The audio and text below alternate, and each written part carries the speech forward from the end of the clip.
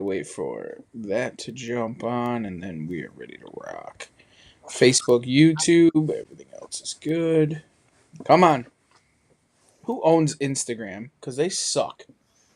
There it is. Meta. It is Not part not of the. my boy Elon. It's not Elon. Your boy Elon. You love that guy. Please tell me you have a Cybertruck. I'll be my No, next one. I'll get one next. I want one real bad. I just want to hunt out of one, and just have copious amounts of dead things hanging out of the back of the Cybertruck. What I think there was a video. The guy was driving down the highway and he had like that like off bumper skinning machine that you put like on the bumper, and Yep. it was a Cybertruck, and it literally had a deer hanging off the back of it driving down the highway on a Cybertruck. That's kinda that's a cool. rich. Yeah, that's a rich redneck for you. Oh, that's what I need in my life. That's exactly what I need in my life. Well, boys, we are live on all platforms. We appreciate you guys jumping in with us. The boys from the New England BHA AFI. What's going on, guys? Hey, thanks for having us. We're happy to be here and just have a good conversation and do some bullshitting. Yeah, no, we appreciate it. I know it's been a long time coming. You guys are doing some really good things here in New England, so we figured we'd spread the word and kind of pass it on. So why don't we start off? Why don't you tell them who you are, where you're from, and a little bit about what you guys do? Sure, Cody, you want to kick it off? Sure, I'll kick it off. I'm Cody Fondry. I'm the Eastern Region Manager for Backcountry Hunters and Anglers Armed Forces Initiative. Bit of a mouthful, but basically I'm lucky enough that I get to help coordinate the programs for basically the Minnesota, the chef's hat, all the way down over to New England now for the AFI. And what the AFI is we are the Armed Forces program of Backcountry Hunters and Anglers. About 5 years ago, we looked at our membership and we realized a huge portion of our membership was active duty veterans and Gold Star families. So we do programming specifically made for the military community to get them involved in conservation through teaching them how to hunt, fish, and get involved and doing the dirty work of cleaning up our public lands and waters. So That's awesome. Raph. Yeah, no, Rafael Vargas. I'm the vice chair on the AFI board. So all that means is I get to do a little bit of everything. I help out Cody whenever he needs it. I do a little bit of marketing, communications, treasury, so budget stuff. Pretty much work with BHA, who's headquartered in Montana, and just make sure the program is executed around the country. So yeah, out here in New England, we definitely have a pretty strong program. We've been in existence probably 2 years now, just over 2 years, I think, 3 years more. At least in New England, active in New England, right? So, yeah, no, the name of the game is just trying to take out the military community, Gold Star family members, veterans, outdoors, teaching them how to do it, safely, giving them enough knowledge to be able to go do it on their own. And, hopefully that leads to some, licenses bought, gear bought, stuff that all goes back to support conservation, but also helping our military community, get outdoors, enjoy the beautiful things we get to do outdoors, get some of those life experiences, those stories that I'm sure we're going to share here tonight. And, just enjoy the camaraderie that sometimes, especially after military service, we tend to lose just based off of leaving that team aspect that we have in the military. So what does BHA look like in New England for those that don't know? Like what exactly is it, and what does it look like for us here in New England? Yeah, Raph, do you want me to take the first part here? Yeah, sure, man. So for folks who don't know what Backcountry Hunters and Anglers is, about 20 years ago, a group of friends were around a campfire, and they kind of looked at it and saw that there was tons of organizations that supported like Trout Unlimited, Ducks Unlimited, Delta Waterfowl, the list goes on, the Mule Deer Foundation, who support conservation efforts for certain species. There's no one who advocates for our public lands and waters. So they formed Backcountry Hunters and Anglers with a goal to support like hunter recruitment, education, conservation, supporting bills, and doing cleanups and stuff like that. And like I mentioned in the opening, about 5 years ago, they pulled their membership in a large. There was a lot of military folks. And that's where they formed the AFI. What that looks like in New England is New England has a BHA. They have folks in each state that take part in policy. In Rhode Island, they're very involved in the public access to beaches issue. Connecticut just sent a letter out to try to get our Sunday hunting and our bear season, which I don't think we'll make it through the state house just because we're in Connecticut. It flopped. It actually flopped this week. Did it flop? Yeah. So maybe we'll get it like 1,000 years from now. But I think on that subject. Sorry to cut you off. Honestly, go I ahead. think it's a good subject to talk about, right? Because I don't think it's widely talked about enough. And I think that a lot of the fault to it, honestly, is us as hunters and fishermen, because we're not advocating for it. We all, and you could see it constantly. They're all like, "Well, what happened with the bear testimonials?" Well, did you send a testimonial in? Because if you didn't, then you're not going to help it out, right? And I think as the motion goes forward, we as the outdoorsmen and sportsmen, we need to be the forefront of it. And we're always waiting for somebody else to do it for us and then complain about it. But we're not going and going to the state house and making testimonials and doing that where the other side is. So of course we're not going to get it here because nobody wants to fight the fight. They just want the instant gratification of it happening. Yeah, and that brings up like a phenomenal point that, as AFI, we strive to get the military community outdoors, but that's kind of your first taste of being outdoors, right? Then, as soon as you start going back home and you enjoy hunting or fishing, you find your spot, you're going to realize that it's not being taken care of. Whether it's trash, whether it's poor access, something, so you're going to probably go out and do something about it. Mm-hmm. And then the last part of that, as you progress in your evolution as a conservationist, is finally being able to speak out and go to the state house and be like, hey, bear hunting is important. It's important. It's an important tool of management for a species in a state that is very populated. And now there's a lot of human animal interactions that we don't want. We're not out there to, kill every single bear. Like that's so wrong. And it's the incorrect image that sometimes us as hunters get. But man, having seen this now for a few years with AFI, having military members get their first taste through our program, and now they're at their courthouse, they're at their state house, whatever it is, and they're speaking up. Man, that mission in conservation, and that's really the core of our mission, is what it's all about. And it's being able to give our military community that new mission after military service of being able to conserve our history, our legacy as hunters, fishermen, people that go outdoors and utilize, whether it's public lands or private lands, for hunting and fishing. So. Does BHA as a whole, do they do a lot for the public lands here? Because I know that it's not like, I know like out west it's totally different, right? Where it looks totally different out west, and you see all these national forests and all this other stuff.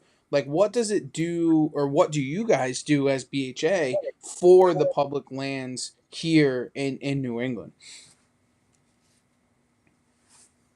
I don't want to speak over them, but okay. I'll say it. You know what? And that's the thing when we're talking about getting folks involved in volunteerism. It really comes down to like what people are doing in each individual state and program. A great example is like the BHA New England works as like a state. And we can get you in touch with Mike Woods, who's the New England chair. We've had Mike on. Yeah, okay, you've had Mike. So you know Mike. Oh yeah, I know Mike. Like yes. Mike's passion, like the passion, like they apply that pressure where they think, are big issues. Great example, the issues of public access to all the Rhode Island beaches. They've been able to do stuff like that. And I could see something along the lines like if there was a major public lands driving issue, they take notice of it. They did submit testimony to support both our Sunday hunting and the bear bill. So it's stuff like that. And if there's an issue, and it's brought to the attention, people will come and help out with that. Specifically, what we're doing with the AFI program Yeah. in New England, which we work with, less now because we're on the national board. I'm joking. We're with it every single day. I was just on the meeting with the guys last night. That team started about 3 years ago. And they do a lot of work of one, we've done some river cleanups. We've done a lot of just getting veterans connected and involved and teaching them how to recreate in this environment in New England. Mhm. And now we've seen that, like Raph talks about really good, like the path of building a conservationist. Like, okay, cool, I've gone and hunted now. Now I'm going to be involved in A, B, C, and D. And that's the big effect is essentially we're training conservationists to through the military. So like we're looking at members of the military who have really great skills. They're looking for a mission post service or on their part time, and that new mission is conservation, and that's what we're helping them develop that skill set to apply to that mission. Do you see in the AFI that like when post mission that they come home and obviously that whole PTSD or whatever, do you think that being part of something like the AFI really helps them kind of get back and get their feet back on the ground with some of the stuff they have to deal with? Yeah, without a doubt. I think that's, conservation's great, but I'm really big on the community aspect. I think we build community and we build conservation. And the group of folks that we have just in New England are very tight knit. It feels like an extension of our family, and that's immensely benefit. There's a ton of science that backs the mental health benefit of getting veterans and active duty military outdoors. We have a mental health crisis across the military, no matter what branch. And one of the best ways to solve that is getting folks outdoors. The French did it after World War I. They would make their troops go fly fishing. It was a really successful program in the 1920s. Some of the Americans who were in occupation duty took part of it. That's one of the reasons you saw a big boom in fly fishing in the U.S. post World War I. And then also the Comanche, really historically, like the Comanche, these fearsome warriors, they would send their folks out on a war party and they couldn't come back right away. They would have to do a period out in the wilderness before they could then reintegrate into society. So there's something going on and it works. We've had up to 77 people reach out to our program nationally. The number's probably higher now. Like these are people who have sent us a message saying, hey, I was on the path to make a poor decision in my mental health. And by coming to one of your camps or one of your events, now I found a passion or a community, and that gives me a reason not to do that thing. And those are just the folks that have said something. So we're seeing clear results, and it's, I think, been a benefit, something that's made all of our, so like I'm still active duty, Raf's in the reserves, like we still deal with the stresses of the job day to day, and just having that community to like fall on that's not working with you every day, but they get it, is super beneficial. Because you see a lot of like groups, nonprofits, and stuff that are doing stuff for post deployment and stuff like that. But I think even more, I think like something like your group, the BHA, like getting those guys involved and just progressively doing it, where it's not just an exploding point and then trying to save it. Like you're totally working them right into it from the start. Yeah, exactly. Like that's been our mission since day one is yes, we're gonna make sure you have a good time at our events. You're gonna learn a lot, but the focus is just you learning and gaining those like basic skills to be able to go back home, do it on your own, right? You feel comfortable enough to go hit the woods, go hit your local creek, basic equipment, like you have the knowledge when you leave our camps to go do that. And then as I said, next step would be coming back and cleaning or speaking up for those places that we enjoy. The one thing I did want to say is about the community aspect about our events is, Cody and I probably would have never met. We live in Connecticut, but we would have never met in the military channels, right? He's Air Force. I'm Navy. He's enlisted. I was an officer. Like our paths just right. He's a cop.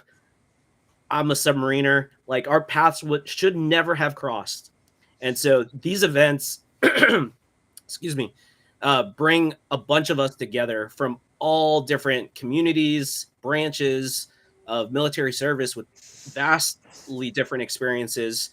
And, Cody and I, we speak every other day, maybe every day now. Like, we've become best friends, Life right? partners. You guys are life life, partners. life Yes. partners. Yeah. Cody likes to tell everyone that. But there's a serious fact to it. Like, Yeah. Yeah. you build these bonds. Like, I've gone through some serious things in life, and Raph's been checked in on me every single day. We build those relationships within our families itself, and also, like, it's cool to just call up a buddy and like kind of vent to him about what's going on at work. I was having some issues at work, and I was like, I gotta get like Raph's perspective. Pick up the phone call, and that's across the board. Some of our guys, like Nate Camp's another one. Like, we have a lot of great guys within our team and nationally. And a lot of that started at our duck camp that we first did 3 years ago, and that's like the nucleus of our program here in New England. I was gonna ask, like, what does your camp look like, and how do you get guys involved? Right, like, do you just reach out to guys and be like, "Hey, come to our duck camp," or they kind of want to know what the AFI is, and then you invite them, or how does that work?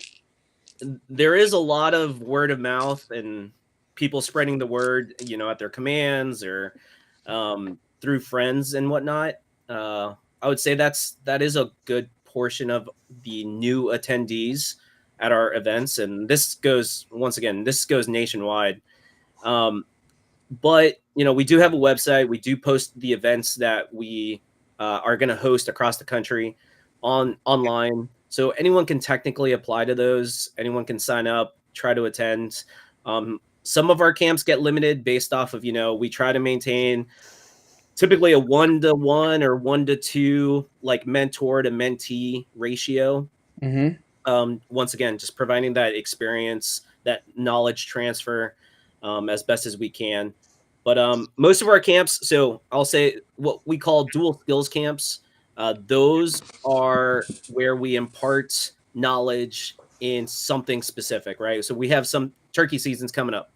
We have turkey camps that are going to be occurring across the country, from California, Idaho, up here in New England. We're going to have camps all over the country. Now, with that being said, we'll have AFI mentors who at least have a few years of turkey hunting knowledge. We'll get together. We'll probably do it. We try to do it over weekends just so we don't impact anyone's work or military service, whatever is going on. And we'll go from day one. Hey, we'll meet up Friday night, for example. Hey, we're going to go here. We're going to show you the area. We're going to show you what we're looking for, what we did to scout that area. And then Saturday morning, we're going to hit it, bright and early. We're going to set up. We're going to talk through everything. Hey, this is why I'm setting up a decoy. Hey, here's why I'm not setting up a decoy. Here's what is important about camouflage with turkey hunting. Here's what to avoid, et cetera, et cetera. So they get that knowledge of how to do it. And it's good enough for them to, hopefully be able to go out that season and go do it themselves. So, we do that. We offer food, and then we just when we get back to camp. So turkey hunting, like usually some people like to say that the lunchtime can be pretty killer. So I like to stay out there, but for a new hunter, sometimes you take a break, go to get lunch, whatnot. So during that downtime, we go ahead and teach a few classes. So we'll teach about, hey, here are the different species across the U.S. of turkeys that we have. Osceolas, Easterns, Merriams, the Rios, etc. We'll go over a little bit of basic biology. Once again, giving them that information for them to be able to go back and do it on their own. The last part of that is, why is your hunting license that you just bought to go turkey hunting, why is that important? How is that impacting the state of Connecticut? How is that impacting federal lands that we may be hunting? Whatever the case might be, we try to tie it all back so that they can see the benefits of us paying a little bit of money to buy ammo, to buy a gun, to buy a bow, whatever the case might be, and a hunting license to go out there and enjoy nature. So that's kind of basic outline of a dual skills camp. But once again, end game is they leave and they can go do it that Monday. They have the day off. They can go back out hunting. They kind of have some spots because we do have to take them somewhere. So that ends up happening. That's a scary part. Yeah, that can be a scary part, right? But once again, if we're doing it on public lands, yeah, it sucks. Maybe you have your little honey hole and whatnot, but it's still like, more money going into the system to support conservation is better for all of us. So I'll finish with a great example from our duck camp this January. I want to hear about the duck camp because that's like your guys' claim to fame. So like, Yeah. you guys that is we can talk duck camp from the first one all the way to this most recent. Oh yeah, I want to hear about it and what the difference is from the first time that you started. But go ahead, Raph. I'm sorry to cut you off. No, man. So a quick story from this year, which kind of proves my point, is we had one participant never been duck hunting before. We had a few like that this year. Yeah, we had quite a few like that this year. Never went duck hunting. He came out. We gave him a basic like gear list before the camp. He bought a few things, came out. Because we were in Rhode Island, most of everything we were doing was on a small boat, but we did show like some walk-in spots. Guess what? Dude walked away from that weekend. He had a few days off, went back out that week and shot his first black duck, shot his first Canadian, because he had shot a few mallards and divers that weekend. And he got a few first birds on his own based off of what he had learned that weekend. And man, us getting that text message, that just makes all the work that goes into it, it just makes it worth it. So, but if you want to hear duck camp stories, I'll turn it over to Cody for year one. So yeah. So duck camp. So how year one came about is there was a few folks from the national board Andy, who was our treasurer at the time, was living out here, and he realized we should have a camp out here to try to recruit some leadership to build the New England AFI. So they had the duck camp. It was in Newburyport, Massachusetts, up there. Great spot. That Great Marsh is one of the largest marshes that's in it's as close to its natural state as it can be on the eastern seaboard. So it's an awesome habitat. You get everything from Canadians to black ducks to old squaw, all the divers, all the sea options. We could see some eiders the first year. We just couldn't get to them with the boats we had. But just an awesome place to learn how to hunt on that marsh. Tons of different hunting, from A-frames to layout blinds to out of the boat to just hunkering down in the drainage as the tide. And we're talking 6-7 foot tidal swings too. So there's a lot of work that goes into it. And the cool thing about that camp is everybody who was there was brand new to AFI for the most part. I had been involved a little bit when AFI started, but life got busy, so I came back in. And Raph and I just got randomly paired together as the two guys from Connecticut. And we got to drive there and from every day. We had a great time. It was a great camp. We formed the New England BHA AFI out of that, and we got the full team still of everybody who signed on at that weekend. So it was a great camp. Some of us came out of that making sizable purchases. Raph, do you want to tell them about the purchases you made after that camp? No. Yes. No, so this goes back to proving my point, right? For me, I have to start with a little history here because I'm originally from Florida. I've been up here in Connecticut now for, oh God, I don't even know, 15 years probably from military service. And, I did a short amount of time out in California. Never, ever have I waterfowl hunted until I got out to California. While I was out there, a buddy of mine, he was like, dude, have you ever duck hunted? Because he knew I was a hunter. I did deer hunting out there, pig hunting, pretty much everything except duck hunting. And he's like, have you ever been? I was like, no, I've never given it a shot. He was like, okay, here's some basic stuff. Go get it. Let me know. We're going to go hunt the Pacific Flyway. I was like, the what? I was like, the Pacific Flyway. I'm like, oh, there's flyways? cool, man. Talk to me about it when we go hunting. So he took me out hunting, showed me the ropes, and dude, I was hooked. Right when you go out to the Pacific and you shoot these massive pintails, like, oh my god, like that just leaves you like wanting to go out there more and more. Like out here on the Atlantic, man, if you can get a pintail, great. Like that's a trophy, but the size difference, holy crap, we're talking just it's a totally different bird out there. But anyways, I was hooked. So I came back to the Atlantic, or came back to Connecticut, and then first year duck camp happens, and I was just like, man, I've duck hunted like I hunted 2 seasons out there. I was like, I hunted a little bit, I know enough, but I've never done it on the East Coast. No idea how different it is. Is it very similar? Like, what is it all about here here on the coast, especially on the, like, we're talking Newburyport, Mass, Marsh, totally different ball game than the Central Plain or the Central Valley of California. So learned all about it, and then kind of got rehooked on it. So when I was leaving camp, I was like, you know what? We have very similar setups here in Connecticut. Like the marsh isn't as marshy, but I need to get back into duck hunting because it just kind of rekindled that fire for waterfowl hunting. So when I got back, started looking for a boat, and I was like, man, I'm gonna find a boat. I'm gonna get one. Started looking. I don't know, maybe a few weeks later, found one down in Delaware.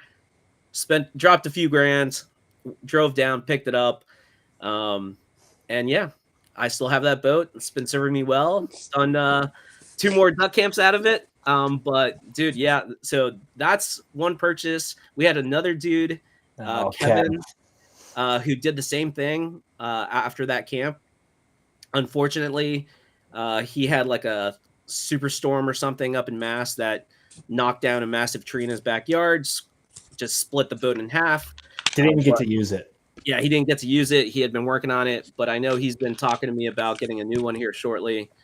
But yeah, purchases like that happen every single year, whether it's, new waders, a new shotgun, because, hey, my pump action is not great. My Mossberg 500 isn't great for duck hunting.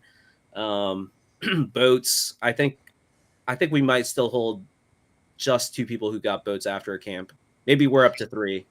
But people have definitely bought shotguns. But after the 3rd year, one of the things these camps are good for is helping us find leadership for our organization. So after this 3rd duck camp, we were able to get a leader for Rhode Island and a new leader for Massachusetts. And Mike, who's our leader in Massachusetts now, he loved it, got hooked, had a great time, and then went out and bought the brand new Weatherby shotgun. He's like, I need a waterfowl shotgun. But yeah, so the first year the camp came and went, we were now in charge of New England and left to our own devices, and they said, do the camp again. So Raph and I planned with our boys a pretty damn good camp. We get out there. We're up to 20 people at this camp. So it's a big deal. You got walking groups, you got boats, you got to feed people. So Nate Camp, who you've met Nate, I think, right? Yeah, Nate comes out. He's our chef. He cooks for these 20 people the 3 days. Like it's a big thing to plan, but it's 100% worth it because once you plan that and you get everybody in the room, everyone's having a good time. They're learning. So we decided the last day of duck camp last year to just do me, Raph, and our buddy Kevin, the 3 amigos, if you will. Raph, I gotta preface this story. Raph is a naval trained submariner. Like he can drive a boat. Like he went to the Naval Academy. Like he knows a thing or two about boats. So we find this great set of marsh. We set up. We really didn't get anything that day. Our buddy Kevin went and out here in these marshes out in Newburyport. They used to farm in them. So they would dig these huge trenches to control water. There's a ton of great conservation projects trying to fill those up, but they form like these pockets. And basically you can take a step and be on solid ground. And the next step, you're going in like almost 6, 7, 8 feet. It can suck you in if you're not close enough. So our buddy Kev, who's a big dude, he's like, what's Kev, like 6'5"? Yeah, probably. Yeah, he's setting geese decoys in one of these salt ponds, and he hits a patch and goes in. And he's being held up by these two floaters. Like, so we have to run around to the boat, get the oar, like grab them, pull them in, and then we decide to, hunt for the rest of the day. Kev's wet. We decide to call it. The sun's going down. We get to where Raph brought the boat, and the boat's in the middle of sand. There's no water. And it's getting dark quick. Kev's, we're all tired. And so, yeah, we got stuck. We had to wait like almost, 2 hours for the time? Yeah, almost 3 hours. It was almost 3 hours. So everyone's back at the Airbnb, nice and cozy, eating a delicious hot meal for camp. And here we are, like pitch blackout in Newburyport, like bumping back in the boat. And it was a great time. Like we've told that story a ton now. We love that story. And honestly, I think that's what these camps come down to. It's not about how many ducks you shoot. It's about like the really good memories you make with, some really awesome people. The SS Minnow has served us well. It served us well this year. It's a great ship, and Raph's a capable captain. Yeah, I learned my lesson pretty quick. 9 foot, 10 foot tidal swings. They're no joke, man. So no joke. We get them in the mouth of Connecticut. I have a similar story. We were in there duck hunting, and same thing happens. And next thing you know, you're completely dried. We didn't realize that the cove literally lost all of its water, and we are in the middle of the cove, and there is no water. And now we have to wait 4 hours for the swing to come back in. It was on a moon tide, and that's the good thing about waterfowl hunting in salt marshes. Yeah. Yeah, we got super lucky. We got to hunt Massachusetts for 2 years. And then this past winter waterfowl season, we ended up moving to Rhode Island, based off of some of the shotgun ban. Yeah, the shotgun ban or the semi-auto ban in Massachusetts. We ended up moving the event to Rhode Island. Yeah, I was going to ask if that was the reason for moving, because that's a huge effect on a lot of people actually that come from out of state. Yeah, that hurt us a little bit. Newburyport holds a very special place for us with the team, just because that's where we started. Mm-hmm. That's where most of us met. We learned a lot of lessons up there. Right. There's probably a ton more stories that we could share of people either falling into pockets or just how to hunt. Man, we learned so much up there. So it was a little bit. It was sad. It was difficult to move. But luckily, Mike Woods being in Rhode Island, he was a phenomenal resource to help us out, do a lot of scouting. I mean, he's a huge duck hunter himself. Mm-hmm. But he helped us out a ton, getting the local contacts. We got a federal game warden to come out and talk to us, how to manage interactions with game wardens. Oh, wow. We had, I think, Rhode Island's director of education in the outdoor space.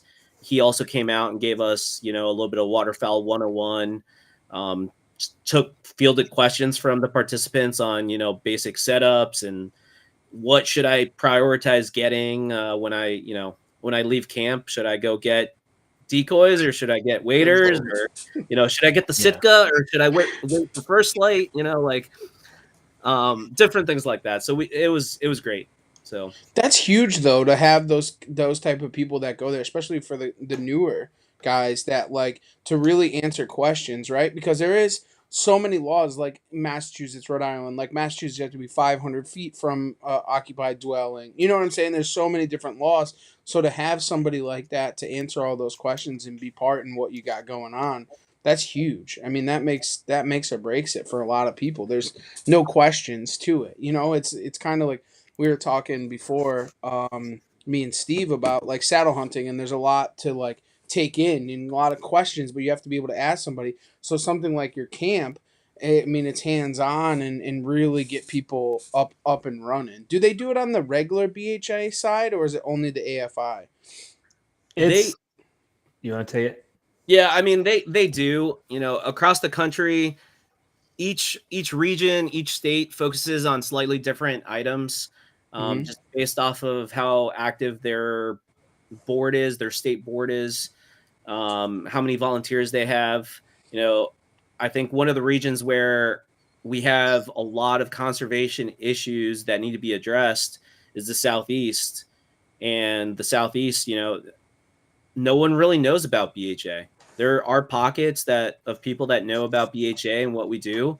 And I think as an organization, you know, they're trying to change that because BHA has had a little bit of a, you know, identity of just being Western focused. Mm. And it's not true, right? Like we have Cody talked a lot about the work we've done or Mike has done in Rhode Island with beach access, but as a one BHA, you know, we partake in different projects across New England. I'll just focus on New England, right? We do a moose study or really an ungulate study up in New Hampshire with the University of New Hampshire. We do work with Army Corps of Engineers on different projects that we can help out with and support them. We do. There's been a lot of in the policy realm. There's been a lot of talk for wildlife crossings, like, you know, someone who has been out west. That's a big deal out there, right? But guess what? We have a massive population here on the East Coast, and that is now finally getting talked about more, especially in states like New York, I think Virginia, Maryland, Vermont. because Vermont, there's still these spots on the East Coast that are still fairly wild, and being able to not only protect, you know, people who are driving, not, you know, collide with a moose or a deer late at night, like that's kind of big. And once again, What do you mean by that? Like go into that as far as the crossings aspect. It's like when I think of it as elk or whatever, but like what is that here? so here, like I'll say, I'll focus on New York because I know New York has focused a lot on that. It's, you know, wildlife crossings. There are differences that or different lessons that we've taken away from the West, right? Cody and I were just in Wyoming this past fall, and we were talking to one of their biologists, and we were talking about the wildlife crossings because we wanted to bring some of that knowledge back to the work that's being done out here on the East Coast. But one of the things that I personally took away was when you talk about the different species that use these wildlife crossings, you know, your deer and your elk are okay with something that is under the highway. So it's a tunnel. Your pronghorn are not. They don't hate like it and will not use it. It Hmm. is all about their instincts of being able to see any predators on the other side. So for wildlife crossings that are focused on antelope or pronghorn, they have to be above the road. So that way they can see for a very long distance. I was like, wow, I would have never thought of that. But the all the game cameras or the game trail cameras that they have and all the evidence, there's no denying it. That is what's happening. So when we bring that information back and all the work that's been going into New York, um, it comes down to, yeah, there is deer populations that, you know, are booming as hunter numbers decline, as you know, we're not potentially seeing some impacts of CWD, right? Once again, too much of a population can lead to bad things. um, but really wildlife crossings in New York, just once again, we're trying to make sure that we can manage the interaction of wildlife and humans and trying to prevent those serious accidents, because I know here in Connecticut we have accidents all the time based off of deer during the rut. They're doing their natural thing. So wildlife crossings just hopefully minimize, probably not prevent, but they minimize those number of collisions, and hopefully it prevents a death of someone that just, you they know. they will learn eventually, and that's what we've seen out west. Is even with like great examples, mule deer are not traditionally a herd animal like elk or pronghorn are in these pockets, especially in their off season. They'll run individually, and eventually, like they figure, like they're not dumb animals. They figure it out pretty well. So it will be efficient. Another area we're really active, we've been becoming more active, is an East Coast issue is our striper population. We've done a lot of, doing that on the unsexy work of sending letters to Council B, sending, stuff like that, because, there's very few things as New England as our fishery.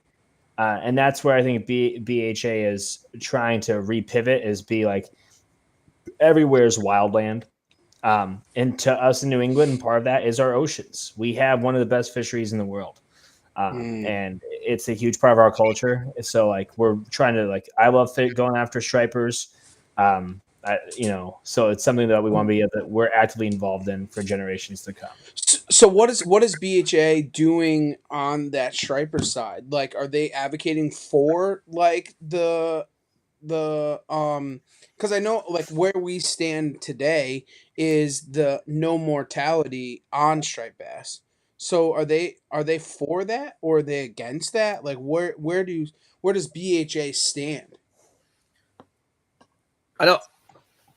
I won't say exactly where we stand. I'm not 100% sure. Right.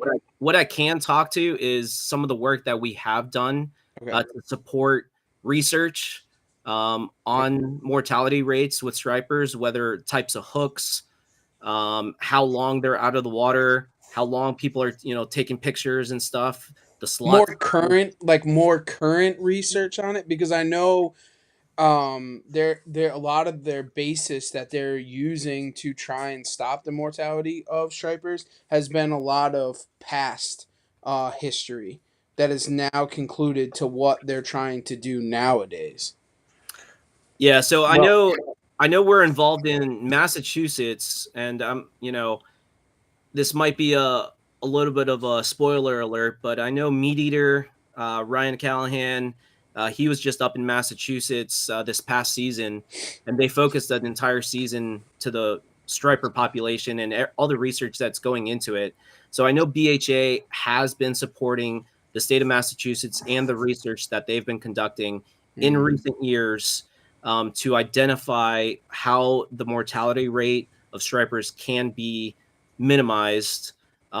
So a lot of that comes down to people that fish stripers reporting the information that the state is asking for, and some of that new data that's hopefully feeding the policymakers on what changes need to be occurring. It's good to hear that there's other groups that are behind it, because I feel as if I think that some of the lawmakers and the biologists aren't really sitting in the same seat, and having that conversation. And I think across the board, right? That's the same with turkey hunters. That's the same with deer hunters. That's the same with a lot of it. But one of the things that they're trying to do right now, and they've been trying to do, is for us here in Connecticut, is close the striped bass fishery. Like literally no catch and release, no taking of, like that's huge. And one of the problems that I foresee in that is that there's a lot of people, myself included, or were included in this. That's what I did for a living. But seeing the writing on the wall, I knew it was time to make the switch for a reason, because it's coming down the pipe where they're going to close it some way, somehow. They're going to close that striped bass season. It's tough, but it's I tough know it's too, a because bold statement. Connecticut has a legislator. So before I joined the service, I worked in politics, and Connecticut has a legislator that will eventually trend in that fashion. It's unfortunately the matter of it. If you look at the electorate in Connecticut and how they vote on how the legislator votes, historically speaking, on conservation issues, they tend not to vote with the conservation mindset. They vote with the mindset of now under. And I think this is a bigger issue, going back to our conversation about the bear issue. There's a lack of understanding of the North American conservation model. which for folks who aren't very familiar, this has been the guidelines we've run our entire ecology here in the U.S. on since it became a big thing in the 1900s with Theodore Roosevelt and John Muir supporting that. It's worked. It has worked time and time again. They argue now there's more white-tailed deer than there was when the Pilgrims arrived on the Cape. We've seen huge recoveries in elk and bison populations using the North American conservation model. So and it's been replicated across the world with some great success in Africa. So to go not be fully vested on why it's important for us to be pursuing something, whether that be the bear hunt, whether that be, I know right now they're trying to get a longer deer season on Nantucket and Martha's Vineyard because it's something ridiculous. Like the square mileage of deer on Nantucket is like you can walk outside your house and pet one. So they're trying to, but it's boomed the tick population in both of those places because there's so many of them. I know there's a bill right now in upstate Vermont to try add something like 150 moose permits because of the tick population exploding. And those are all how conservation, like our North American model, works to maintain that balance. Yes, it'll never be like it was, pre-Columbian, when, the Europeans arrived here. But we can do a happy medium. I just find it by myself ironic that a state, like you said, that will go so hard against the striped bass fishery, and like you said, go there, is also a state that would be okay with windmills. But we'll go. That's a whole nother episode. It's sad because we all feel so strongly about all of these things, right? Yeah. Like they're for one but not the other. But I think that, and that's the politics aspect of it. So there's something else that's underlying, right? And we could, that goes into that for why they do such a thing. But I guess my question is, like, how can the everyday hunter get more involved to be able to state their opinion? And where are they missing out?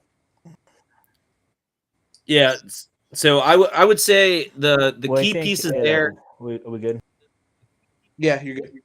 Yeah. So the key pieces there, I would say, participating in state-sponsored programs that provide information to the biologists of what we're seeing as hunters, right? There's only limited number of, game wardens. There's a limited number of biologists in each state.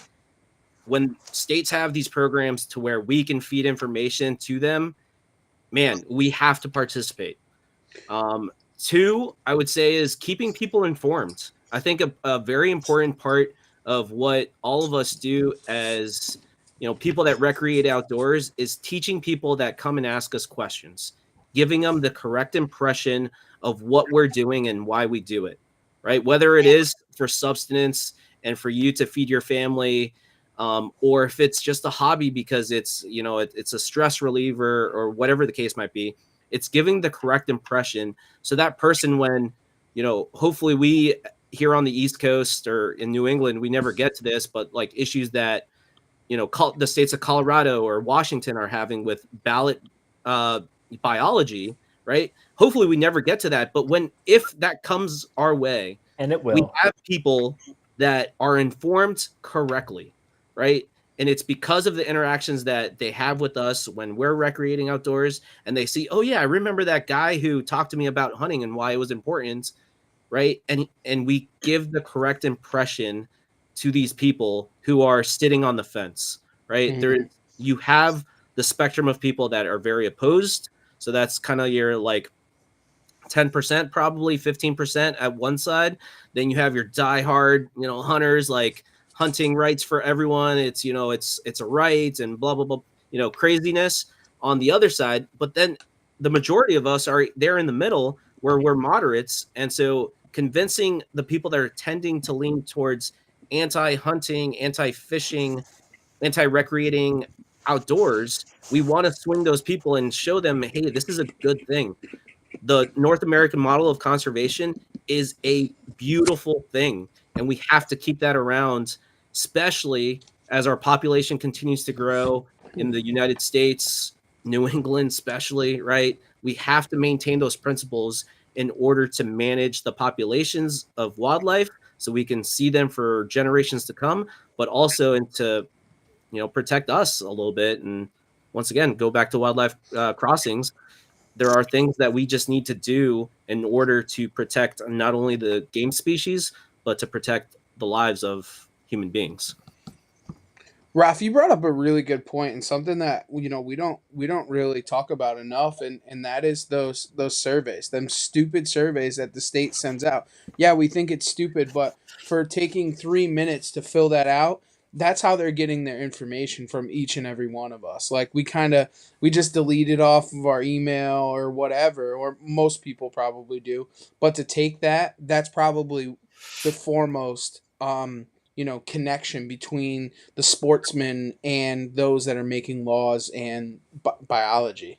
A good example of that is we've seen in Connecticut, at least, that eastern section of the state where our goose season's been going a little later.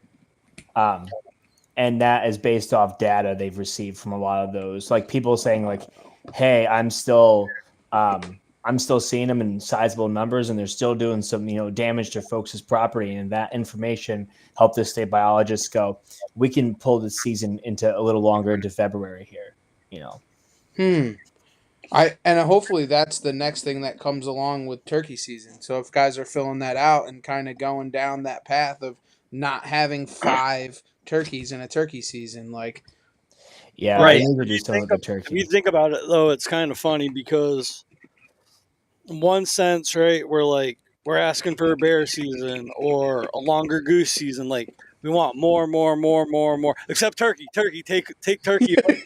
So it's like, well, what the hell do you want? You want more or less, right? So, but the big thing is like you mentioned, like the biologists can say one thing, and most of the time it seems like the biologists are on our side. Like the biologists are seeing the same things that we're seeing. The hunters are seeing it, the biologists are seeing it. We fill out our surveys, but it breaks down with the legislators, right? Like even DEP can agree, but the DEP enforces the law. They don't write the law. So like last week with the hearings, I sat upstairs and watched it on YouTube for like 4 hours and listened to everybody like give statements and stuff like that.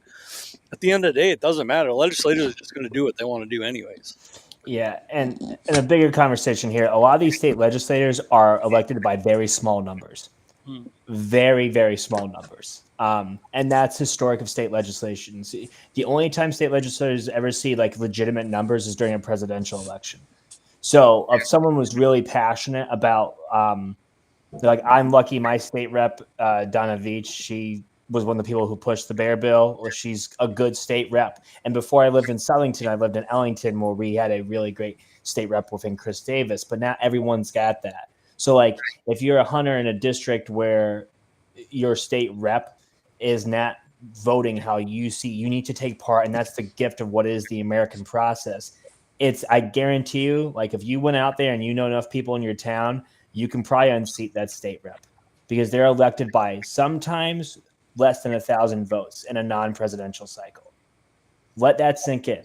There are people in the state legislature right now who could be have elected by who could have been only in office because only 20 people didn't voted for them over the other guy. And that's you getting 20 of your friends who hunt or fish to go out and vote that's in your town, or getting your fish and game club to get out there, or just I had a conversation with somebody on my street a few weeks ago walking my dog about why bear season's important. And they had no concept of the North American conservation model. But when you explain it, they're like, oh, that makes sense to me. So if you really want to see that change, get involved in your electoral process. And it's pretty easy to run for state house. You can get I think it's 35 signatures. It's something very little to run for state house or the state senate. Cody for president. I'll vote for you, Cody. Yeah, I got 13 years to retirement, and then I promise you, boys, I will be on that ballot. But oh, you can't do it while you're active, right? No, it's not. And that's something that's unique about if you're talking the policy. As active duty, we try not to get involved politically because our job is to serve the public, no matter what. Who's the commander in chief? But this is an issue that conservation is an issue that affects everyone. It tends to be a very bipartisan issue, though. Like if we look historically across America, Like up until the past 10 or 15 years, this is a very bipartisan issue. I mean, you look at the Congressional Sportsman Fund, it's pretty bipartisan. I think one of the Delaware senators and then one of the senators from Idaho, the co-chairs. So complete opposite side of the spectrum, but they all enjoy a certain aspect of recreation. And that's why you see a lot of bills in the federal government usually make it through that are pro public lands. But I digress. But yeah, in Connecticut specifically, if you want to see that policy change, you got to get involved in the electoral process. It doesn't take much in our state because people don't really vote in Connecticut in huge numbers. No, and they don't care about that voting. They only care about the primaries. That's But the you only could- time they're really voting. If you could mobilize, the folks who hunt and fish, or give a damn about their environment really in your area, you could maybe put a legislator into power who could go and affect that change. It's something to consider. Very targeted, No, I agree. I think, and it's not. It doesn't seem as if it's that far fetched. The good thing, we have a really good one here, in my area. We have Tim Ackert, and he's great. fire. Yeah, he's fire when it comes to that. He comes to the local game dinner. Talk about an advocate for what you're. You know what I'm saying? What you're looking for. Super good in that. So, no, I think it's been a ball of information for a lot of people to be able to move out, and if they are in the area and they are in the armed forces, how do they get a hold and kind of be part of what you got going on? Yeah, so we got a few ways. One, you can go on Backcountry Hunters and Anglers, the website, and see the Armed Forces Initiative. You can get an Armed Forces membership as well to BHA. But our social is let me do this right. I always mess up one portion of it. All right. It's BHA _ New England _ AFI. That's where we are on social media. And then what folks can do is they can go on our website and see all the types of our events. That's how our duck camp was advertised. I know going into the summer here, we're going to have some Nate Camp's going to be doing some fly fishing, Tenkara fly fishing events here in Connecticut. I know Hot Tom Belfast, who's our New England coordinator. That is his name, Hot Tom, if you ever meet him. And he's going to do a striper event up there in Plum Island in the Newburyport area. So us returning to an area that is near and dear to the organization. And then as we get into the fall, we'll get into our busy season, some events up in Maine. And then, of course, we'll have duck camp again next year. So if folks want to get involved, get on that website. They can reach out to Raph and I as well. We'll more than be glad to get you hooked up and, coming out to an event. It's much more than just events. It's a really great community. And then through that, you get to meet people like you. You get to meet people like Max at Urban. You get to meet all sorts of folks who just give you more to go with. So, absolutely. Yeah, the last thing I'll throw in there is we typically host, Trevor, where we coordinated all this. We host pint nights. So we go to breweries across the country, and it's low barrier to entry. You just come on out. Doesn't matter if you're a BHA AFI member or not. Come on out, talk to a few people, maybe make a new friends, a new hunting buddy, a new fishing buddy. And ideally, we'll talk about what we have going on and, maybe some issues or whatnot. And yeah, that's kind of our social events that we do host. And I know we're going to have a few here in New England for the rest of the year, but yeah, hoping people join us and come see what we have to offer. And they're not horrible. Let me let you know right now. They're not horrible at all. It's a I good try to time. go to all the pint nights. It's local to me, right? And it's the brewery I hang out in anyways. And Max does a really good job down there. So yeah. It's been Yeah, cool. Max has been an awesome supporter, and we can't thank him enough. Urban Lodge is it has become Connecticut AFI's home for our pint nights, and yeah, can't thank Max enough. But yeah, just come out to a pint night, super easy. If not, we'll hopefully we'll see people at some of our events. Well, you guys didn't get off that easy. We also want to know what drives you guys outdoors. Oh. Raph, you want to go first? Yeah, no, I'll go. So for me, it's always been about being able to recenter and kind of let things that are impacting me just kind of, I kind of realize how not important certain things are, or how I can manage, lets me think clearly. And I'll use a specific example, right? Like one of my operational tours here in Connecticut on a sub, a fairly stressful job.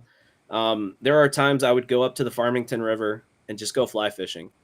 Um, because of my job, people were calling me all the time on my cell phone. There are certain pockets on the farmy, there's no cell service. So that alone would let me just kind of recenter, think of all the things I have going on, kind of reprioritize, just relax. And then just hearing that river flow and maybe, catching a trout or two, it makes it all worth it. And that's, for me, it's always been about stress relieving, recentering, making sure that my life priorities are in order and not, not missing out on the important things of life. And, that's what the outdoors have meant to me. That was great, Raph. Gold star. Thank you. Yeah. That's why you're his life partner. No. But seriously though, like before I get into the drive, it's really cool how you get to meet these people. Like, and that's the coolest thing, no matter whether they don't have to be in the service, but there's something different between like your friends and your hunting friends. And that's something definitely great about what we do. But I think, I was a later hunter. I didn't come from a hunting or fishing family.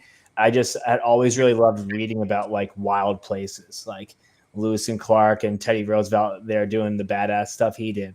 And that just kind of drew me to it. And still to this day, from the first time I went out there, I didn't think it was going to be as important to me, but it's just very much like what Raph said. It's the thing that recenters and just helps provide me that mental clarity. So I can be good at my job and I can be good at being a good husband to my wife because my brain's clear. I get that reset. And I get to, while doing all of that, you get the added bonus of getting to experience just remarkable things. Like even sitting in your tree stand in Coventry, like seeing, like for me, seeing like some woodpeckers come in and like they're really close to you and watching them do. You don't get those experiences anywhere else. Or watching the sun set out in Wyoming, you're just never going to see that anywhere else. So that's the added bonus, is getting to experience just the beauty of this natural world that we have been so lucky to be given, and it's our duty to get out there and protect it. No better words have been spoken. Cody, that's why you are for president. I'm telling you right now. No, Whenever you're thanks. ready, buddy. Yeah, maybe governor. No, I'm joking. All right, governor. There we go. No. Can't be that hard to beat in Lamont. Yeah. That's not the truth. We appreciate you guys jumping on. Thank you very much. We really support the fact of what you guys got going on, and especially with the AFI side of it and BHA and all that stuff. And anything that we can do for you, please feel free to reach out. And until the next pint night, we appreciate it. And for everybody else, thanks for taking the ride right here on the Outdoor.